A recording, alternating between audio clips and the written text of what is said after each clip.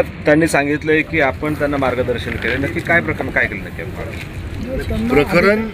प्रकरण असं आहे की ह्या सगळ्या 108 विद्यार्थ्यांना सांगितलं की तुम्ही ज्या शाळेत ॲडमिशन घेतलं ते बंद झालं आणि आता इथून पुढं तुम्हाला RTEचं तुम्हाला त्याचा लाभ मिळणार. आणि ह्या सगळ्यांचं म्हणणं असं आहे की आम्हाला कोणत्याही प्रकारची पूर्वसूचना 2 वर्षापूर्वी समजा जर तुम्ही शाळा बदलली तर 2 वर्षापूर्वीच तुम्ही आम्हाला मीटिंग घेऊन सांगायला पाहिजे होतं की असं असं घडतंय आणि हे आम्ही केलं आहे. त्यावेळेस सांगितलं असतं तर कदाचित याच्यावर आम्ही निर्णय घेता आला असता.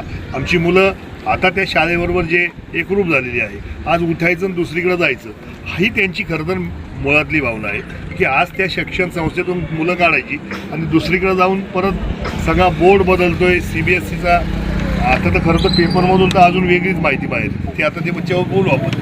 परंतु आजची महत्त्वाची त्यांचं म्हणणं असंच आहे की आम्हाला त्या शाळेमध्ये शिकायचं आहे आणि आम्हाला RTEच्या अंतर्गतच त्यांनी ते शिकवलं पाहिजे. जर असं ते सांगत असतील की आम्ही एकाच खोलीमध्ये घेऊन तुम्हाला पहिलीपासून 8वीपर्यंतची जी मुलं आहे त्या सगळ्यांना एकच शिक्षण देऊन तेच सगळ्यांना शिकवतील, मला वाटतं हे 100% चुकीचं घडतं आहे. आणि त्या माध्यमातून खरं तर आज पंचायत समितीकडं पण आपण अर्ज केला आहे.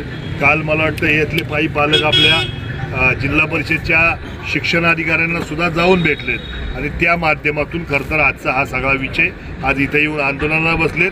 हे एवढीच जाणीव करून द्यावी की 108 विद्यार्थ्यांचा प्रश्न टांगलेला आहे आणि याच्यातून काही घडलं तर शाळेबरोबर प्रशासनसुद्धा पंचायत समितीचं असेल, जिल्हा परिषदचं असेल, हे सुद्धा तेवढे दोषी असणार आहे.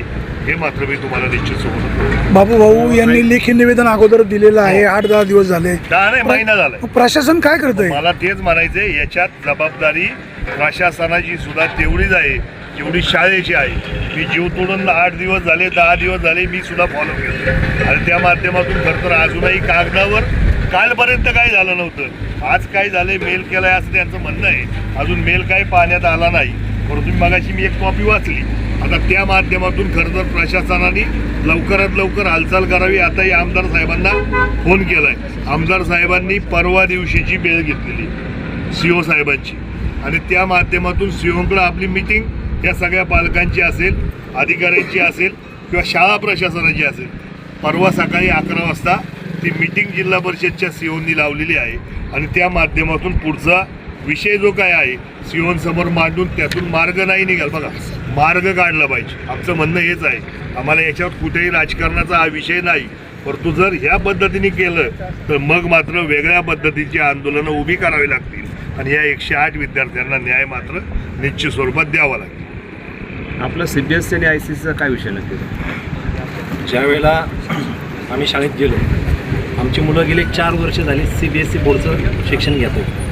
म्हणणं शाळेचा जो रिझल्ट आहे किंवा जे स्टॅम्प्स आहेत त्याच्यावरती, तर हा 3 दिवसापूर्वीचं पत्र आहे. त्या पत्रावरती हे बघा, तारीख बघा कधीचं हे पत्र आहे. त्याच्यावरती जे शिक्के आहेत ते CBSE बोर्डचे आहेत. आत्तासुद्धा पत्र कधीचं ICSEचे शिक्के आहे त्याच्यावरती. पत्र कधीचं आहे, त्याच्यावरती जो स्टॅम्प आहे तो ICSE बोर्डचा आहे.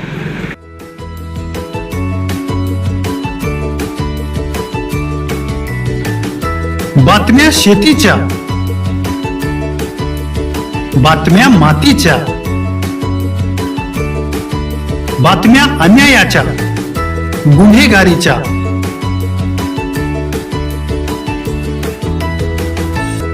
राजकारणाच्या आणि समाजकारणाच्या,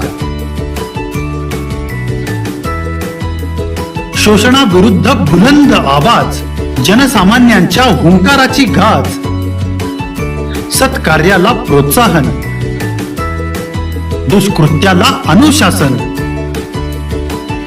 निर्भीड, निस्पृह, सडेतोड, बेधडक आणि रोखटोक म्हणजेच विघ्नहर टाइम्स. शोध बातमीचा, ध्यास सत्याचा.